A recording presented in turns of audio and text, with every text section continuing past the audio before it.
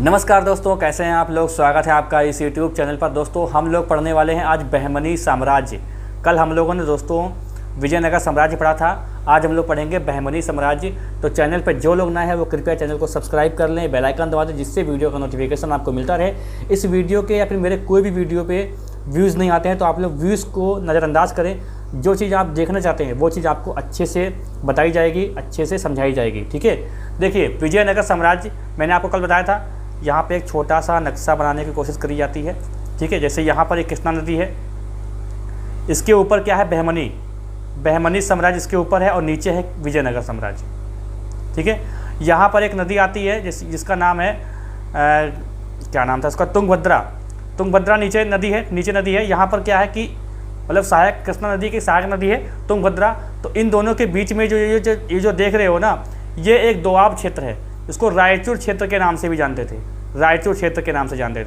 और इसी क्षेत्र के लिए इन दोनों में अक्सर संघर्ष होता रहता था कि किसी भी तरीके से इस क्षेत्र पर कब्जा कर लिया जाए।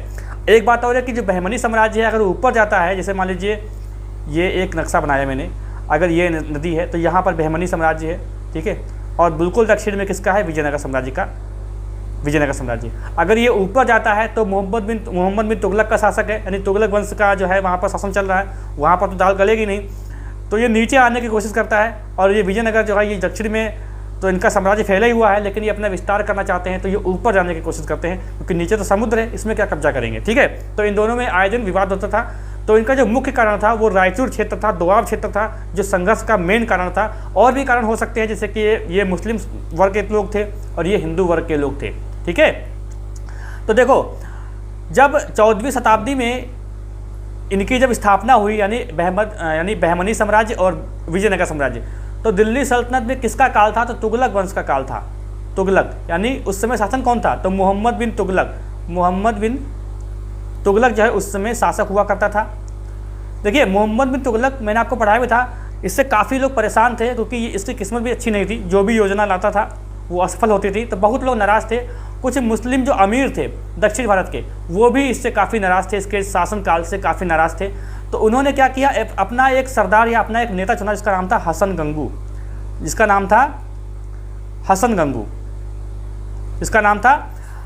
गंगू, जो इसको बोल सकते हैं हम लोग बहमन शाह भी इसको बोलते हैं। तो इससे रिक्वेस्ट करी और इन्होंने क्या किया, बहमन शाह ने या हसन गंगू ने क्या किया, एक बहमनी साम्राज्य की स्थापना की। मैंने बताया कृष्णा नदी के ऊपर, कृष्णा नदी के नीचे का क्षेत्र था विजयनगर का, और कृष्णा नदी के ऊपर का क्षेत्र था बहमनी राज्य का। ठीक है, तो तब इसकी स्थापना होती है। मिट गया। तो हसन गंगू बहमनी साम्राज्य की स्थापना करते हैं। 1347 से 1358 तक ये हसन गंगू शासन करते हैं। हालांकि पूरा शासन कितना है, 1347 से 1518 तक। ठीक है, अब बहमनी साम्राज्य का संस्थापक किसे कहा जाता है, हसन गंगू को कहा जाता है बहमनी साम्राज्य का संस्थापक, जिसको जफर खां के नाम से भी जानते हैं, जफर खां। अब ये देखिए जितने भी नाम यहाँ पर लिखे हैं, जैसे हसन गंगू, जफर खां, फिर इसने एक उपाधि धारण की थी वो अलाउद्दीन हसन बहमन शाह। तो बहमन शाह भी, ये तीनों नाम जो है हसन गंगू, जफर खां और बहमन शाह, ये आपके एग्जाम में तीनों नाम आपसे पूछे गए हैं, तो आप लोग कंफ्यूज ना होइएगा। ठीक है, तीनों आपको नाम रखना है। मेन नाम क्या था, हसन गंगू, और जिसका उपनाम था जफर खां, और इसने जो है अलाउद्दीन हसन बहमन शाह की उपाधि से इस वंश की स्थापना की थी, तभी इसका जो है बहमनी साम्राज्य कहा जाता है। ठीक है, राजधानी क्या थी, गुलबर्गा राजधानी थी यहाँ पर, ये गुलबर्गा यहाँ पर इनकी राजधानी थी। और हसन गंगू ने अपने साम्राज्य को 4 भागों में बांटा था। 4 भाग कौन कौन से थे, जैसे गुलबर्गा, दौलताबाद वही जहाँ पर जो मोहम्मद बिन तुगलक है दिल्ली से राजधानी लेके आ रहे थे, दिल्ली से दौलताबाद राजधानी अपनी स्थानांतरित की थी मोहम्मद बिन तुगलक ने, वही दौलताबाद, और बरार और बीदर, ये 4 जो क्षेत्र थे इसमें बांट दिया था, मतलब एक तरीके से एकता। और यहाँ पर प्रत्येक जितना भी ये जो भाग हैं इसमें एक एक अपना सूबेदार नियुक्त किया था। मतलब क्षेत्र बड़ा करने के चक्कर में एक अच्छा शासन चलाने के लिए इन्होंने क्या किया था, जो हसन गंगू ने है इसको 4 भागों में बांट दिया था, गुलबर्गा, दौलताबाद, बरार, बीदर। और इसमें जो है एक जो है सूबेदार था और वो अपने हिसाब से शासन चलाते थे। ठीक है, इतनी बात इनके बारे में जान लिया। हसन गंगू के बारे में जितने क्वेश्चन बनते थे सारे क्वेश्चन देख लिए हम लोगों ने। अब आता है मोहम्मद शाह प्रथम जो है 1358 से 1375 तक रहते हैं। विजयनगर साम्राज्य में पूर्ण रूप से संघर्ष जो है इन्हीं के समय में अच्छे से मतलब लड़ाई शुरू हुई थी, ठीक है, अच्छे से। आप भी समझ लीजिए कि मतलब विजयनगर साम्राज्य और बहमनी साम्राज्य में टॉम एंड जेरी का जो है एक तरीके से कहे तो आप तुलना कर सकते हैं, मतलब एक तरीके से क्या कह सकते हैं, एग्जाम्पल दे सकते हैं। टॉम एंड जेरी नहीं लड़ते थे, ऐसे ही ये लोग लड़ा करते थे। तो विजयनगर साम्राज्य में जब पूर्ण रूप से संघर्ष अगर स्टार्ट करने की बात करें तो भैया मोहम्मद शाह प्रथम के समय में ही किया गया था, ठीक है। और मोहम्मद शाह प्रथम के समय में पहली बार जो है बारूद का प्रयोग किया गया था। देखिए यहाँ पर बहुत इंपॉर्टेंट बात है, क्योंकि क्वेश्चन में जो लोग अच्छे से हिस्ट्री पढ़े हैं उनको ही लगता है, मतलब बहुत अच्छे से नहीं, जो ठीक ठाक पढ़े हैं उनको लगता है कि पहली बार जो बारूद का इस्तेमाल है वो बाबर ने किया था पानीपत का युद्ध में, ठीक है। लेकिन इसमें क्या होता है कि ये जो होते हैं मोहम्मद शाह प्रथम जो है इसने पहली बार जो है बारूद का इस्तेमाल किया था बुक्का प्रथम के सामने बारूद का इस्तेमाल किया था। बहुत मात्रा में बारूद का इस्तेमाल नहीं हुआ था, लेकिन थोड़ा बहुत बारूद का इस्तेमाल किया गया था पहली बार, ठीक है। पहली बार भारत में इस्तेमाल हो चुका था। इसके बाद बाबर इस्तेमाल करते हैं, जिसमें तोपों में बारूद का इस्तेमाल करते हैं, ठीक है। तो ये चीज़ आपको समझ में आ गई होगी। आगे देखते हैं, फिर आते हैं मोहम्मद शाह द्वितीय 1378 से 1397। देखिए कितना, लगभग 19 साल इसने शासन किया है, लेकिन बहुत ही शांतिप्रिय था। इसने अपने क्षेत्र को ही अच्छा और सुसज्जित या सुदृढ़ बनाने में प्रयास किया। इसने कोई भी युद्ध नहीं लड़ा, किससे, विजयनगर साम्राज्य से कोई भी युद्ध या कोई भी संघर्ष नहीं लड़ा। इसने अपने ही साम्राज्य का विस्तार करने की कोशिश की। अपने ही साम्राज्य का मतलब विस्तार नहीं, अपने ही साम्राज्य को अच्छे से चलाने की कोशिश की। तो ये बात याद रखिएगा, किसने संघर्ष नहीं किया, तो मोहम्मद शाह द्वितीय ने संघर्ष एक बार भी नहीं किया। तजाउद्दीन फिरोज शाह 1397 से 1422। अब देखिए इसने क्या है, इसने 3 बार विजयनगर पर आक्रमण किया। मैंने कहा ना टॉम एंड जेरी जैसे इनकी कहानी थी, लड़ते रहते थे, ठीक है। बस मेन कारण क्या था, रायचूर, ये जो दोआब का क्षेत्र था ना, रायचूर के चक्कर में लड़ते थे, ठीक है। जो कृष्णा नदी और तुंगभद्रा नदी के बीच में जो दोआब क्षेत्र था उसके लिए। देखिए यहाँ पर लिखा है कि भीमा नदी के तट पर फिरोजाबाद नगर की स्थापना की थी। एक भीमा नदी भी थी, जो कृष्णा नदी की सहायक नदी है भीमा, तो भीमा नदी के तट पर फिरोजाबाद या फिरोज शाह नगर की स्थापना की थी। देखिए ये दक्षिण भारत की बात हो रही है दोस्तों, ये जो है दक्षिण भारत की बात हो रही है, ठीक है। जैसे फिरोज शाह हुआ, आपने सुना होगा कि फिरोज शाह तुगलक ने उत्तर भारत में फिरोजाबाद या फिरोज शाह नगर की स्थापना की थी। ये दक्षिण भारत की बात, जिससे कि यहाँ पर एक आएंगे हुमायूं, वो हुमायूं अलग हैं, ठीक है, यहाँ बताऊँगा मैं आपको।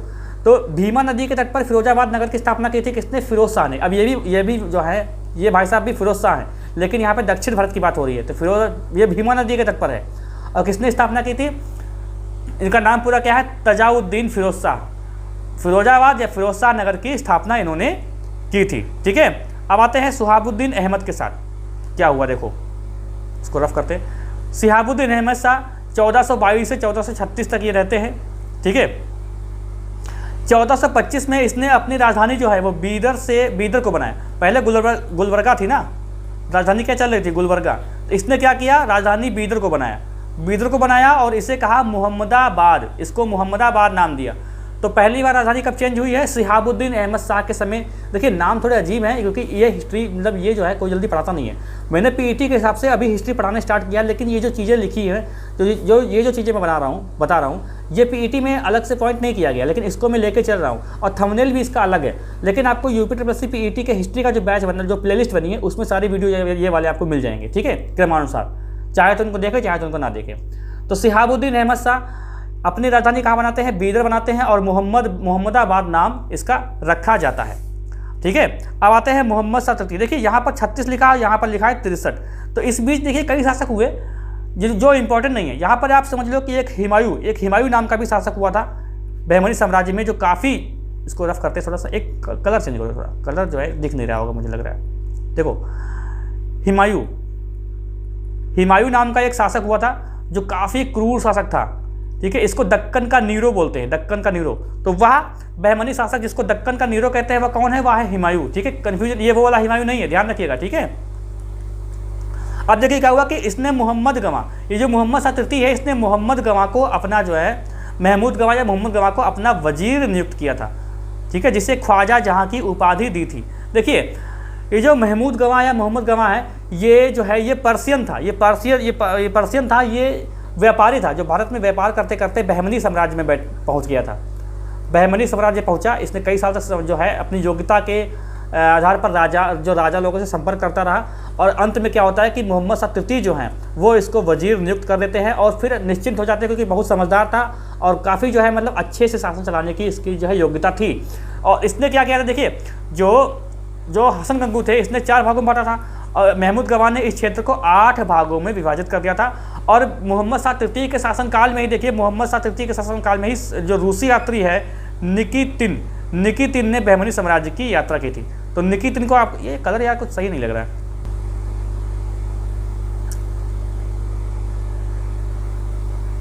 ये सही है, ठीक है, ये सही है।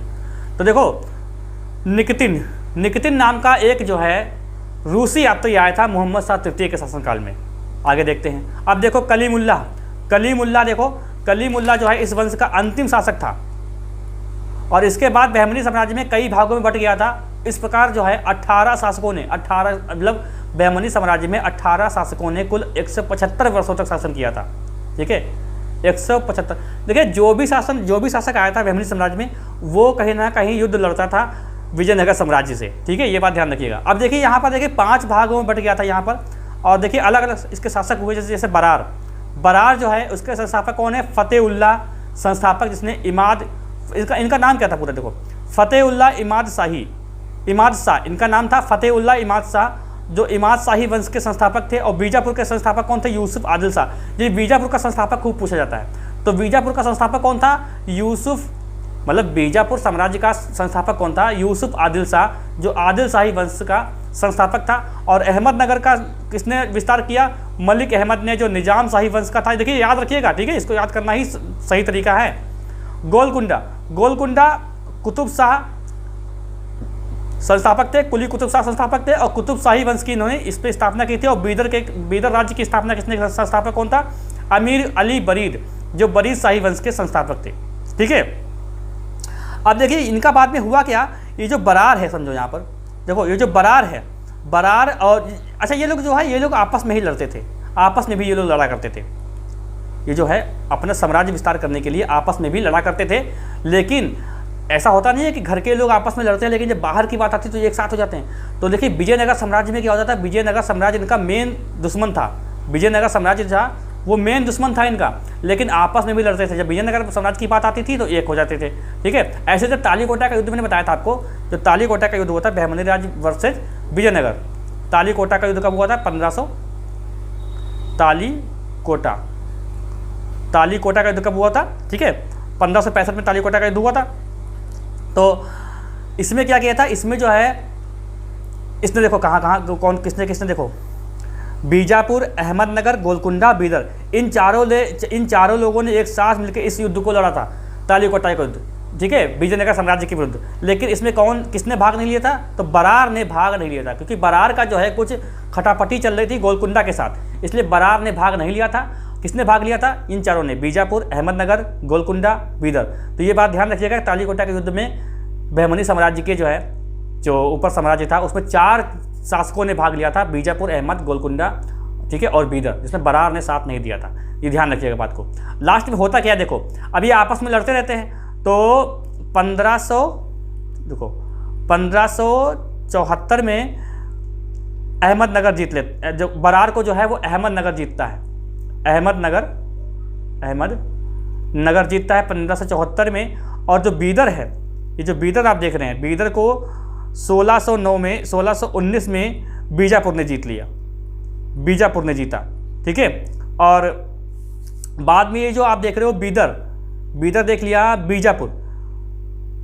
बीजापुर नहीं, अभी यहाँ पे देखो ये जो अहमदनगर है ना, अहमदनगर को अकबर ने जीता। और फिर शाहजहाँ के समय में पूरा जो है अहमदनगर शाहजहाँ के समय में पूरा मुगल साम्राज्य में चला गया था, ठीक है। अब बचता है बीजापुर और गोलकुंडा।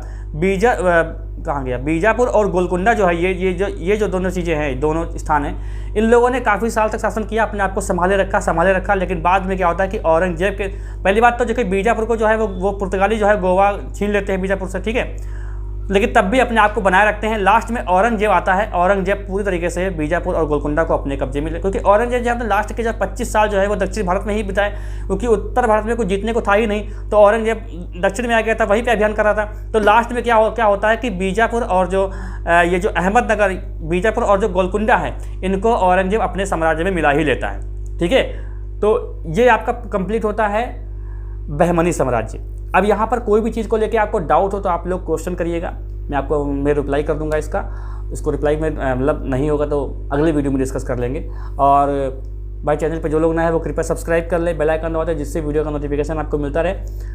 वीडियो को लाइक कर दें और वीडियो को पूरा देखा करें। ठीक है, वीडियो के व्यूज़ पे मत जाया करें कि व्यूज़ कितने हैं, आप लोग नहीं देखेंगे तो कैसे व्यूज़ आएंगे।